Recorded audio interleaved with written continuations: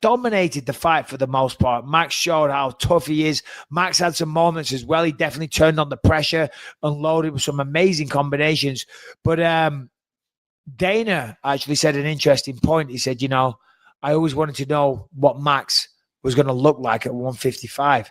He said the surprising thing that really surprised him tonight was that Max looked small in there. Yeah. He's tall, and apparently he gets up to like 185, 190 between training camps. Apparently that's where he was when he was going to fight Khabib.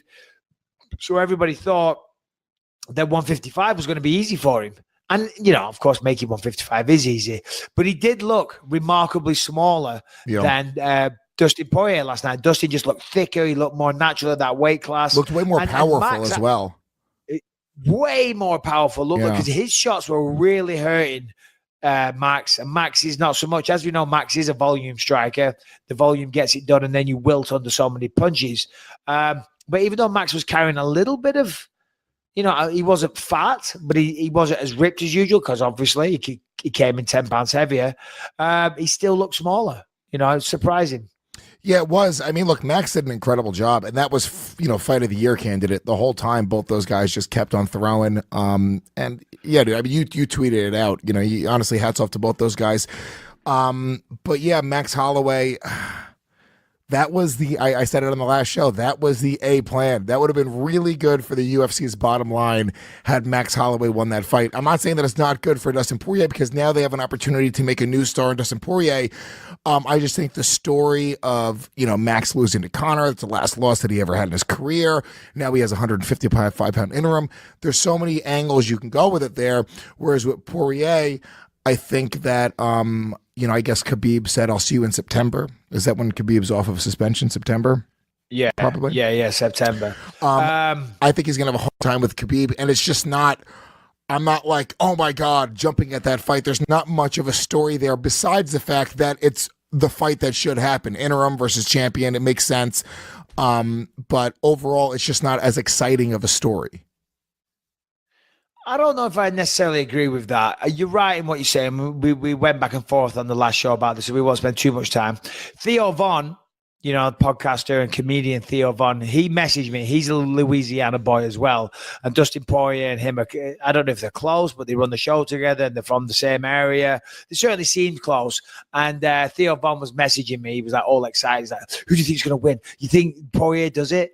And I messaged back. I said, listen, I know he's your boy and all the rest of it, but honestly, it's a really close fight. It's going back and forth, but I think Max is going to do it. Then I thought to myself, after I sent that message, I thought, what a fucking asshole. Why couldn't I just lie to him and say, oh, gee, I hope so. He's got a really good chance. Me and Mr. fucking honesty, no filter over here. I rain on his parade. I'm like, no, bro, Max is going to win. That's not how I said it. I said it very diplomatically. In fact, what did I say? When I'm in town next week, I'll be in town from the 20th to the 24th in Los Angeles. We should invite Theo on. We'll do one in studio. No, 100%. I said, what's up? I said, man, I love Dustin. He deserves to win. I want him to win too. I know he's your boy, but fuck, Max is so good. Honestly, I change my mind every day. I hope he does it. As I say, he deserves it after so long. But I love Max also. Anyway. And he never responded. Thanks, Theo, by the way. So I'll bust your balls. But what I was saying there about Dustin Poirier, we need to talk about this. I mean, they showed it yesterday. There was one geezer, 26 fights he had in the UFC prior to getting his title fight. I forget his name. He was a very, very handsome British guy, but he got a world title fight and he eventually won it.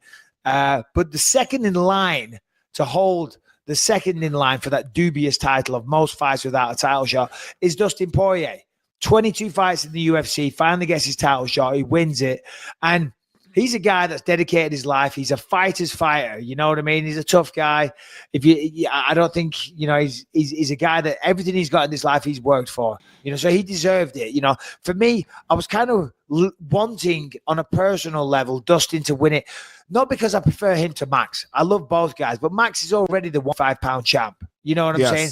Dustin Poirier is a guy that's out there. He's working his fucking ass off. He's been getting better and better and better over the years. And ultimately, may the best man win, right? May the best. That's how it should go.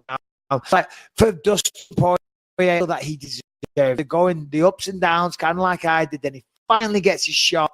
I would love to him to win the fight. And of course he did. And he's now again interim title fight. That's a hell of a champion part of it. Hell of a fight with Nurmagomedov. Very, very tough fight stylistically. But, you know, we saw he hits hard. He hits really hard. And he can wrestle as well. You know, maybe not like Khabib, but he can certainly wrestle. Oh, what I was saying about Poirier. I think that story is great. I think you're right. And the general population, the casual MMA fan, is going to now be privy to that story. You know, and the UFC is a marketing machine, and they're great. They're incredible. Poirier has, you know, everything right in front of him right now. He has the fucking world. He could be a massive, in 1 year, he could be a massive, massive, massive, massive star if he wins and plays everything correct. Because the UFC, they're not in the business of hiring people and not trying to make them stars. I think when the UFC signs every single fighter that they sign, they're going, what's the angle here? How can we turn this guy into a massive star, massive pay-per-view buy? But it's a dance. And I think the fighters have to, number one, win, but number two, also sort of create something interesting about themselves beyond the fact that they're good fighters. Yeah, I'm just looking at Dustin Poirier's record. When he lost to Conor McGregor, which is obviously his biggest loss, then he went on a 4-fight win streak, and then he got knocked out again off Michael Johnson. He got caught, you know, Johnson has very, very fast hands, got caught in round 1 minute 35 into round 1 and got knocked out.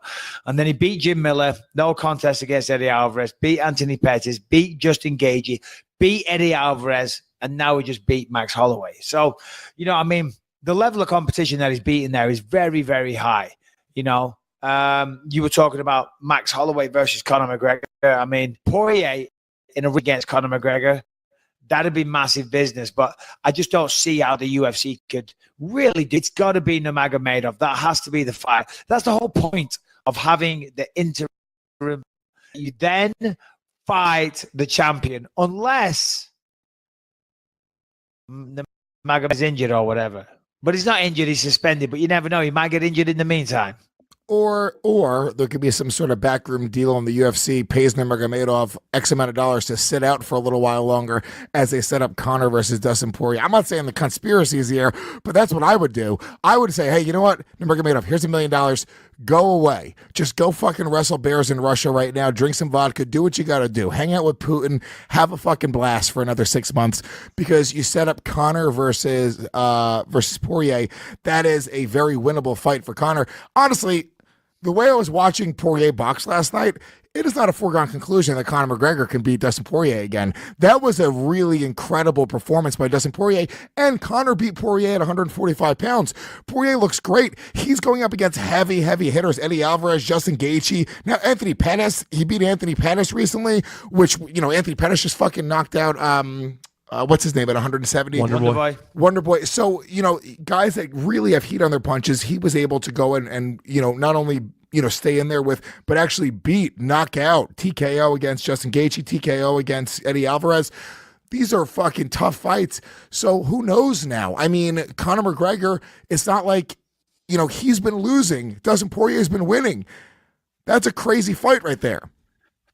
Oh, no, absolutely. And I probably put Poirier to win. As you said last night, he looked sensational. A lot of power in the hands. So yeah, well done, Dustin Poirier, new lightweight interim champion in our hands. And I am. All right, Mike, let's talk really quick about BlueChew.com, which is, I love this sponsor. If you guys don't know what Blue Chew is, it is a performance-enhancing drug for the bedroom. Same active ingredients as Viagra or Cialis, so you know it works.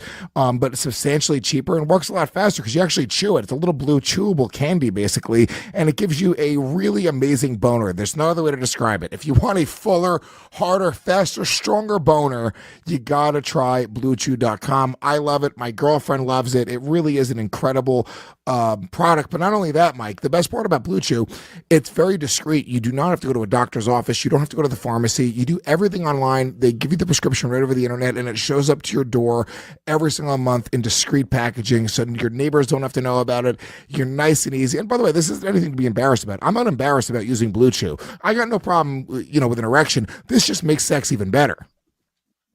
Oh, absolutely. Yeah. And let's just clarify that point. This isn't for people that have erectile dysfunction. This isn't somebody, this isn't aimed at people that are having problems in the bedroom. This is an enhancement. Okay. If you're having problems, it will help with that as well, of course, because it is what it says on the tin. It does help you out in that regard, but this is to enhance your performance. And by all accounts, it does just that. And as you said, Lewis, it's very, very discreet. You fill it all in online, discreet packaging.